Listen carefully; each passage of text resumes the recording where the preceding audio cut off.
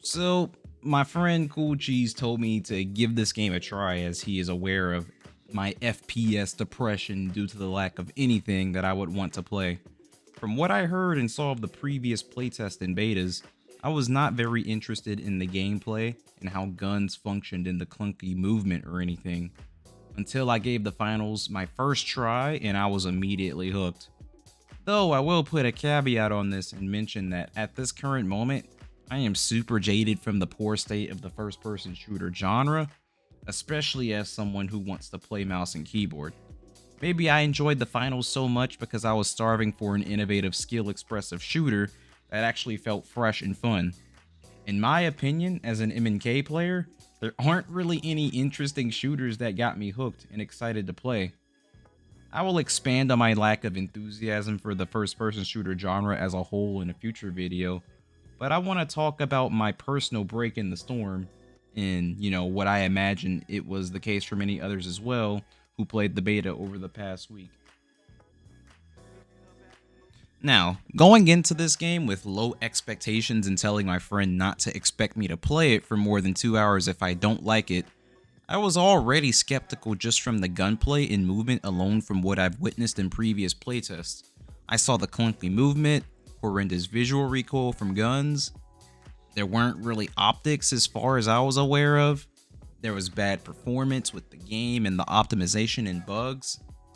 It also seemed to be an amalgamation of many things I didn't like about modern day shooters, which I guess it kind of is in the regard of the subgenres or the mechanics from the subgenres of the first person shooters such as battle royale, hero shooters and whatnot. Needless to say, I was expecting straight dog piss, but I was pleasantly surprised with how the gameplay experience turned out and was actually enjoying myself in a first person shooter for the first time in recent memory. I wasn't playing something where my heart wasn't in it, struggling to find enjoyment and chase that gamer high that was non existent. Instead, I was playing an actual engaging game that was fun. So much fun that I was actually streaming it throughout most days the beta was up, and I don't ever stream. I don't take content creation seriously at all, so if there wasn't really a good fun shooter to play, I was not streaming or making content, right? Hell, I'm not really playing shooters even when I'm gaming in my leisure time. Just to put into perspective as to how bad the FPS genre is. I'm either playing single player games, which is where it's at right now if I'm being honest, or I'm casually grinding MMOs. The game was that fun. I guess this is a perfect segue into what makes the game actually fun for me. First off, I really enjoy games with a longer time to kill. By virtue of a long TTK, that means having good mechanics and a proficient level of reactive tracking game and micro adjustments actually matters, which means there is a higher skill gap. Maybe it might just be an ego thing, but I like establishing my authority as the superior aimer after I decisively bodied someone in a gunfight exchange with another player. Especially if it's a heavy class that has 100 hit points on me. I've taken gunfights where I've walked away with 50% or more of my health, which kind of just goes to show like aim actually does matter, and I am decisively winning these fights. Bottom line, aim matters. Apart from aim mattering more, another benefit to longer TTK is that it allows you more freedom to be curious and actually engage with the game in front of you. What I mean by this is that you can actively look for a fight and not get insta-killed for trying to play the game. This is why I don't really enjoy fast TTK games such as Call of Duty, Battlefield, or tag shooters, or the likes of those. The super punishing TTK forces the player into a ratty, slow, unengaging playstyle that depends on the other player of making a mistake of being curious. And I can't imagine that being fun for either the aggressor or the receiver. In the finals, you can actually respond to unanswered fire and even walk away the victor of the engagement if you got the mechanics and game sense. Something one may consider a rare occurrence in the aforementioned fast TTK games. Not only does a long TTK allow skill expression in one-on-ones, it also puts even more emphasis on playing as a team and working together, further pushing the skill ceiling even more in a coordinated team environment. Another really cool thing I like about this game is the server-side destruction, which keeps gameplay dynamic and pushes the player to stay on their toes. I enjoy that you can't just get to a power position and generally be safe and unkillable like you could be in other games. It really rewards the player who has a plan C and D.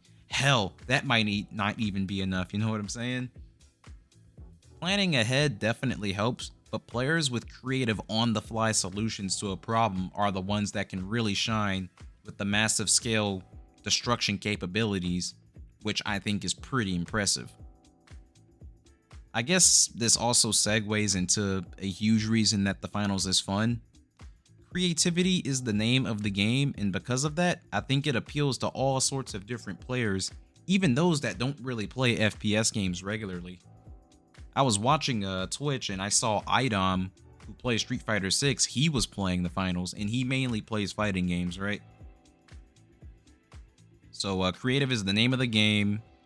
You want to be a sneaky little glass cannon that can cloak themselves and go John Wick on some motherfuckers? Or perhaps you want to be an assassin with a dagger where a backstab can one-hit kill? There is the light class with the fastest movement, but the squishiest in terms of hit points. Maybe there are those of you that want to play how you look with all the explosives at your disposal, and you get to swing a mallet and tear down buildings. I ain't one for being obese, but to each their own, I guess. There is the heavy class with almost an effective hit point value of 400. Maybe you want to be the in-between of both, and put a lot of emphasis on the hybrid gameplay of support and fragging out. There is the medium class, which I imagine most people starting out will play. It's what I play the most. Whatever the case may be, there are gadgets and weapons specific to that class you want to play with a lot of different ways to play each of them. And when you have a coordinated team, the possibilities are endless with how creative your plays and builds can be. And I ultimately think that's what separates this game from its competitors and stands out. While I mostly have great things to say about this game, I want to express some concerns and build on the idea that while creativity is generally great and encourages multiple different styles of play, it can also really botch the balance of the gameplay experience in an unintended way. I think the biggest offender to this is the heavy class, but medium and light classes aren't completely innocent either. The biggest pain point of the heavy class is that it kind of just has everything going for it, minus quick movement, but the medium class can give you movement options like the jump pad or a zip, right? It also has the largest health pool with the most insane utility, gadgets, and weapons. Heavy is the main source of my frustration outbursts mid-game most of the time, especially in ranked when there is an incentive to win on top of there being an objective to always fight for. Heavy would not feel as bad to play against if the guns that they had weren't also so ridiculously strong. It was interesting to see how the meta developed throughout the duration of the beta. At first, I saw a lot of the top teams running 2 mediums, then a heavy. And then as the beta progressed on, and I climbed in ranks, especially like to the maximum rank of Diamond, at the higher end of the rank ladders, it went from 2 mediums to either 2 heavies, 1 medium, or a light, medium, heavy. Basically one of each. I only ran into 1 team of 3 lights and they weren't very good at all, but it was very annoying. And dare I say, 3 lights with stun guns and cloak might be more degen than 2 heavies and a medium. Though I definitely think the strongest comp is 2 heavies and a medium. In theory, you could counter this with the glitch nade from light, which is what makes light very valuable. But let's say you land the glitch nade. You cannot convert off of it because there are 2 heavies sitting on the cast station with shotguns or with the flamethrower that Thanos snaps your health bar away while being pocketed by a medium. It's really hard to beat a coordinated team using this team composition, and it's like a fight fire with fire type of situation if it does not get balance. In my very last rank bracket run, it was a one-on-one against a team doing exactly this. And needless to say, the experience was very unenjoyable, and any effort made to try and answer back was hopeless. It felt hopeless. I actually felt like I was playing Destiny 2 in my very last rank game, I cannot lie. And for a frame of reference, Destiny 2's PvP balance is so bad that it's literally about using your bullshit to counter someone else's bullshit, and I really hope the gameplay does not devolve into an experience where degenerate strategies that are easy to execute and hard to punish become the norm. A metagame will always exist no matter what, and I imagine balancing something off of the virtue of team play will be really challenging. As far as most other things go, such as melee weapons for example, they are minor annoyances at best, but I think they're fine for the most part in regards to balance. The stun gun on light needs removed from the game in my opinion. It's so unbelievably overpowered and silly. The wall hack grenades and the recon senses, I mean, I just don't like the idea of wall hacks in any game. I think those need gone too. But if they're gonna stick around, they need severe nerfs. And the defibrillator on medium needs some severe tuning too. I think a fair nerf to defib would be to remove the spawn protection of a player that is revived by defib.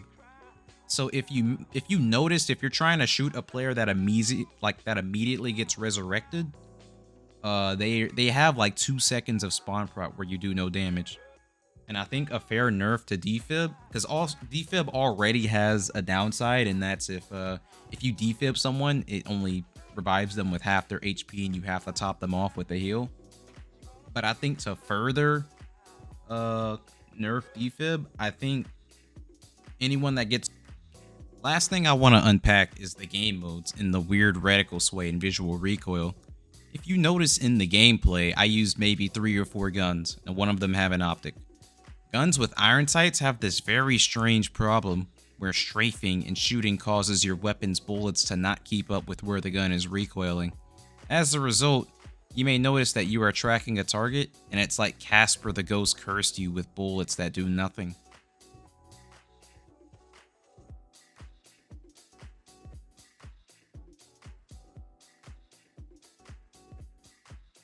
The other. Outgoing gas grenade. Really? And with that encounter, we've got our first elimination. As we enter the second half of the match. Like, where are the headies, bro? Where are the headies? Why are they not counting?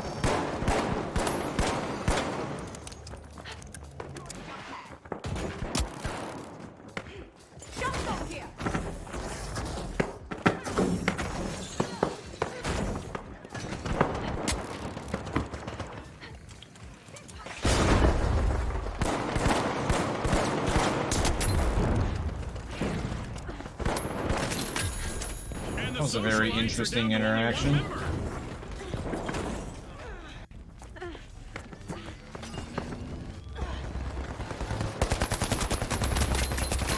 Dude, I'm just tracking the shit out of people, bro. They just couldn't swim away from that one.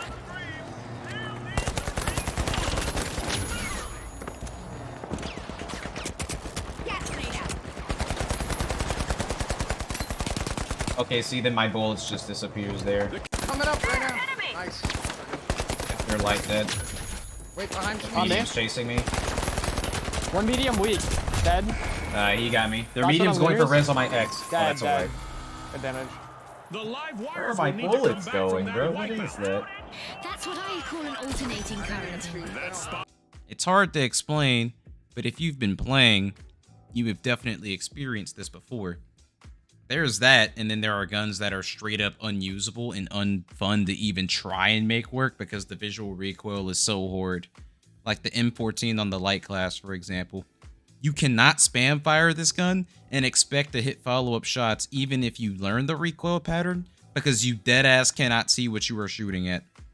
It's the same case with the silence pistol.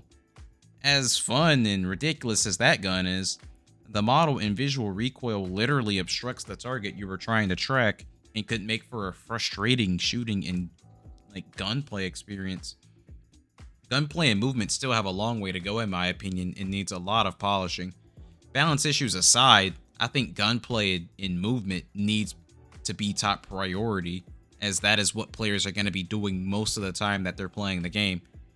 I think the concept with the game mode and objective is cash money, no pun intended, but I think some diversity in the public matches game modes would be dope. Pubs is kind of ass in this game, I can't lie. I go to pubs to shoot targets and try different things, but it's at a conflict of interest to people on my team who might want to play the win condition, so it's unfair to them. Not only that, but if for some reason players disconnect, the match feels super empty and quick cash and way less chaotic and fun, which is something I didn't mention earlier. But if you don't have people to play with, this game can kind of blow dick. So I think some option for a deathmatch mode that's low stakes and serves as a purpose for dueling players and shooting targets would be nice. Leave quick cash and bank it for those who may want to indulge themselves in that experience, but give players like myself a deathmatch mode where we can just play for the purpose of shooting targets or trying a loadout or build. I think everyone wins here.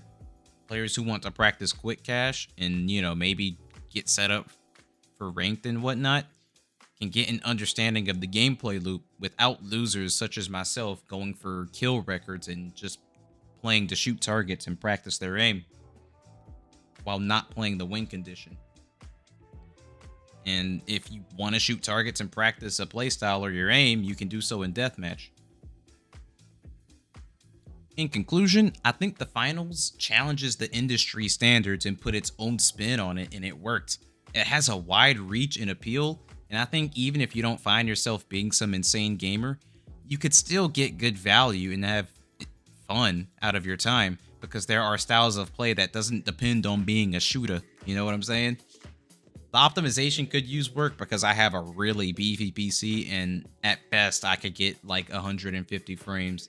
And that was after inputting an optimization script. So before the optimization script, maybe I was getting 120 or 130 at best. But although it sounds like just an Unreal Engine 5 moment though, it is visually pleasing to look at and the aesthetic is really nice. But the game has ways to go. I think they nailed the concept and fun factor of the game, which I think is pretty difficult to do, and it kind of just shows that with how many players have played the beta. What is it, like 7.5 as of the recording of this video, I believe? And I personally don't really mind the whole AI shoutcasting commentary. I think it's immersive and really does make the player feel like they're in a game show where the shoutcasters are watching everything you do and commenting along the way. And hell, it could even give you important information as to what's going on in the game, where if a team is wiped or, if a team has one player left or if a team is respawning. I think it's worth keeping the dialogue on because, there's some neat puns that I think are cute, but it also gives you important information that you might not otherwise be aware of or be looking out for. As with other things, the shoutcasting and AI commenters could use some polishing, but I think it's cool. All in all, this is definitely a shooter I can confidently say I am looking forward to releasing and being my new home for first-person shooter games, as everything else for mouse and keyboard players is absolute piss if you don't really like tactical shooters, I guess. It's been long, but I don't have much else to really say other than what I've mentioned or rambled on about for a while now. But one thing I can say for sure is that I am very pleased and pleasantly surprised of what this game did for me in terms of the fun factor. I'm glad I gave this game a chance because it is deserving of it. Let me know what y'all think. I'll see y'all in the next video. One contestant left for the We like to socialites. hear, it's Maybe we not like a to good time see. to hobnob with the other teams. Still there. That's what's up. One's dropping out. Some Finnish guys of Retros are mine back in play. that I know, Wait, they C's were, also good for you, they were Paula. top 50 and then they Just lost it stole a overnight cash because out. they didn't play. Like, you gotta play a lot. Approach there. Get in line. The Big Splash have started a cash out. We're halfway through the match, and I bet the sponsors are you impressed attack. with the Damn, play that is a so lot. far. Well, let's blow this up. Red and pink are definitely gonna be fighting. Perfect. Winners, you can play.